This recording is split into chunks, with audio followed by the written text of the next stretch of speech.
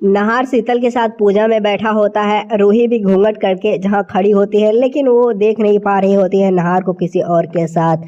वहीं जहाँ पर अब नाहर रूही को देख रहा होता है और तभी वह हाथ ध्यान नहीं देता, उसका हाथ जलने वाला होता है, लेकिन रूही वहाँ पर जाकर हटा देती है। जिसके बाद नाहर का आँख उसी की तरफ होता है, तो वहाँ पर शीतल कहती है कि आप पूजा में ध्यान दीजिए, उधर क्या देख रहे हैं। तो वहाँ पर नाहर पूजा करने लगता है और वहीं जहाँ पर रूही अब जाने लगती है, क्योंकि उसे लगता है कि वह अब किसी और के हो चुके हैं, तो यहाँ पर मेरा रहने का कोई फ़ायदा नहीं है। तो वहाँ पर तुरंत ही जाकर जूही रोक लेती है और कहती है कि ये लो मेरे बच्चे को थोड़ी देर तुम संभालो।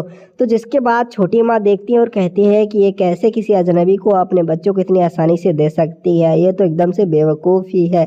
जहाँ सभी को यही लग रहा होता है कि ये कोई अजनबी है, किसी का संबंधी होगा।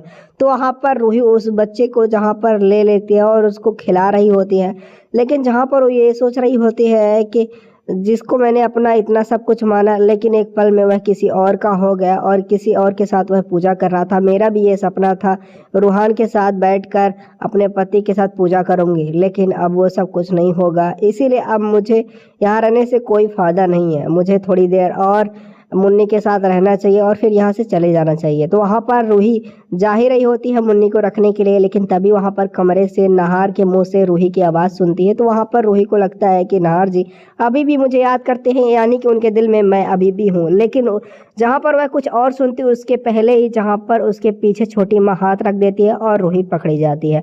वहीं जहाँ पर अब छोटी माँ के सामने कैसे रूही अपने चेहरे को छुपाने वाली है, क्या वह अपना चेहरा खोलेगी, क्योंकि वहाँ पर बिल्कुल भी मानेंगे नहीं वो छोटी माँ। आगे की अपडेट के लिए सब्सक्राइब करें।